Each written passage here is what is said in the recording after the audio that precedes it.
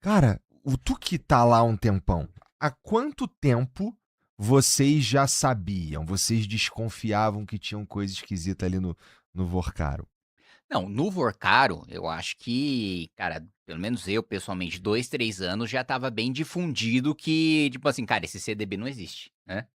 Esse negócio aqui, bom, mas espera aí, como é que o Vorcaro pensou num negócio que, pô, o Itaú, o Bradesco, o BTG, XP, o Nubank, cara, não é que ele pensou num negócio que os outros não pensaram, que isso seria natural, mas como é que ele pensou num negócio tão escrotamente Aham. mais lucrativo Uhum. do que os outros? E outra coisa que estava escancarado o esquema de pirâmide, ele na propaganda já colocava, olha, se der merda, o fundo garantidor te garante. Falou, não, pera, um cara que utiliza isso institucionalmente como propaganda, ele tá falando, gente, né? Não é nenhum investimento seguro aqui não, mas fica tranquilo que Aham. vai lá o FGC e cobre. Então, Já é um desvirtuamento, né, do sentido do fundo garantidor de Perfeito. crédito, que o cara use aquilo. Olha, pode botar aqui que qualquer coisa, se quebrar, você vai ter esse dinheiro. exatamente, o fundo garantidor é justamente para o impensável, né? É justamente, pô, teve uma quebradeira tão É. feia que o banco não conseguiu te pagar. E não é um investimento, né, que o banco fez, utilizou esse fundo como garantia. Ele não é para ser garantia para o banco fazer negócio, né? E aliás, eu acho que o FGC precisa ser todo redesenhado porque ele gerou esse escândalo do Banco Master, que é uma coisa que né, chama-se na economia já há muito tempo e que foi um termo muito utilizado também na crise do subprime, que é o moral hazard, né? Que é o risco moral. Quando você cria um incentivo, né, para um mecanismo fraudulento, no caso da crise do subprime, é o seguinte: bom, bancos fizeram investimentos arriscados. O governo foi lá e salvou os bancos. Qual que é a notícia que você que você passa para os bancos que não fizeram investimentos arriscados? Faça Aham. investimentos arriscados que o governo vai te salvar. Né? Aumenta o risco, aumenta seu prêmio. Se você conseguiu o prêmio, ótimo, você lucrou. Se você não conseguiu, o governo te salvou. Então, eu acho que esse desenho tá institucional, tá muito mal feito. É um malandrão, né? Porque eu não sei se eu vou falar os valores exatamente agora, que não me vem à cabeça, mas na primeira proposta de delação, eu acho que ele tinha falado em devolver ali 20, 30 bilhões de reais, uma coisa assim. É, O é, Felipe tem uma memória melhor que a minha. chegou-se a falar em 40 bilhões, mas se acreditava que ele tinha 60 bilhões a devolver. Isso. Então, assim, primeiro ele ofereceu 40. E ainda era 45 anos, não era uma coisa assim? É, tudo devagar. É, No início, na verdade, acho que foi 20, aí depois subiu para 40, mas sabiam que ainda tinha Então, assim, ele mais. ainda tentou fazer a PF e a PGR de otário, né? Porque, primeiro, pô, eu tenho 40 bi em caixa, né? Que eu roubei. Eu não vou devolver de uma vez, eu vou devolver em 5 anos. Então, peraí.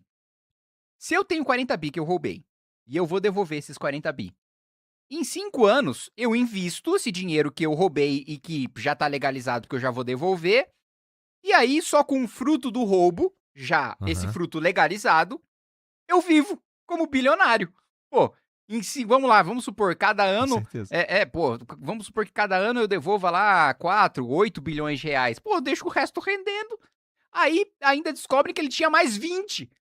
O cara ainda tava guardando 20, além da malandragem dele investir aquele outro roubo. Então, eu acho, porque, pelo que eu escuto, né, que ele não tá conseguindo e não vai conseguir fazer a delação, porque ele tentou dar passa-moleque muito tempo na PF e na PGR, e que tanto a PF como a PGR consideram que, gente, nós já temos muita coisa. Nós já temos coisa o suficiente para incriminar gente muito poderosa.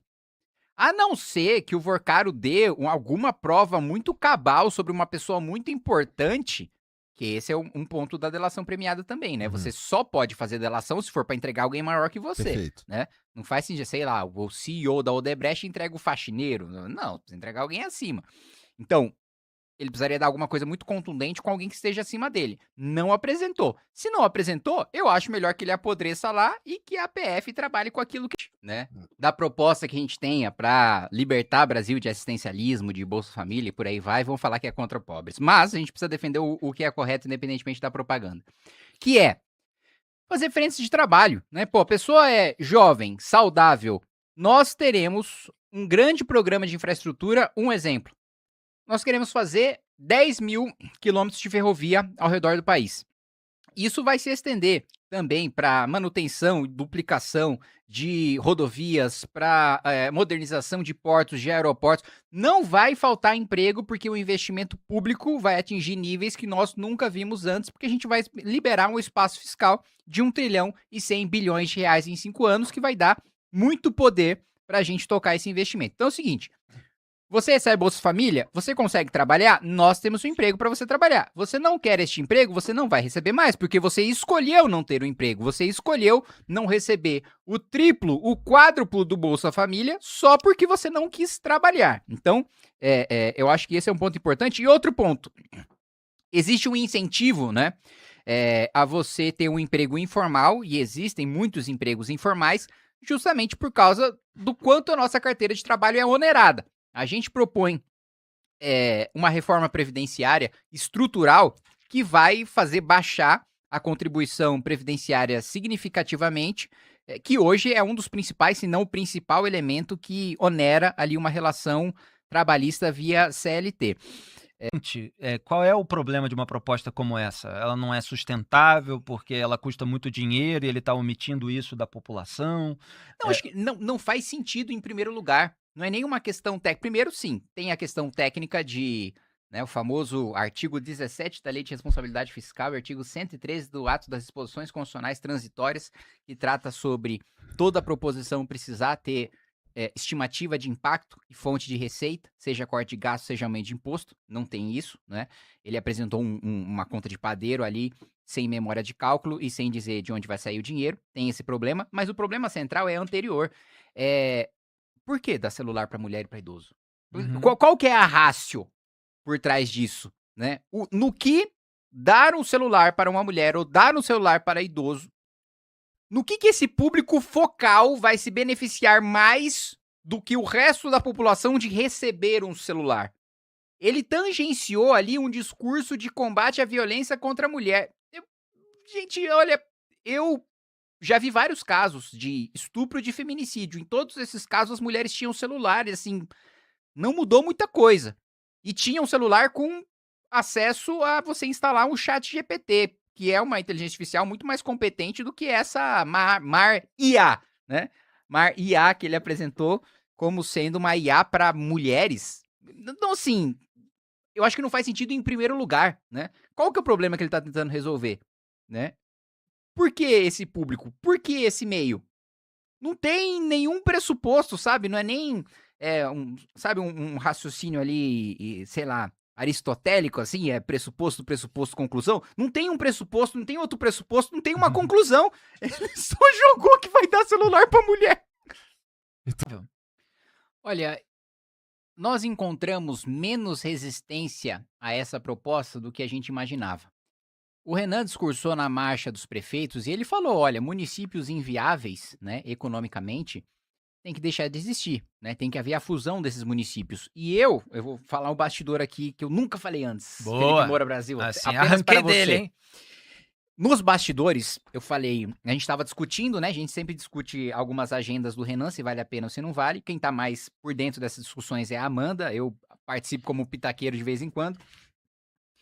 E uma das Vetorazzo, isso, que é a coordenadora de campanha do Renan. E a gente tava discutindo se valia a pena ele falar na marcha dos prefeitos. E aí eu falei, ele vai ser vaiado, mas vale a pena. Vai dar um puta vídeo de campanha ele sendo vaiado. Vai ser, ó, tá vendo? Ele tá defendendo o que é certo, né? Os caras que não querem o que é certo foram lá e vaiaram ele, e ele saiu vaiado. Eu falei, um puta vídeo, vai bombar esse vídeo. Ele foi com essa mentalidade, tá? Vou falar e vou ser vaiado. Chegou, ele foi aplaudido pelos prefeitos.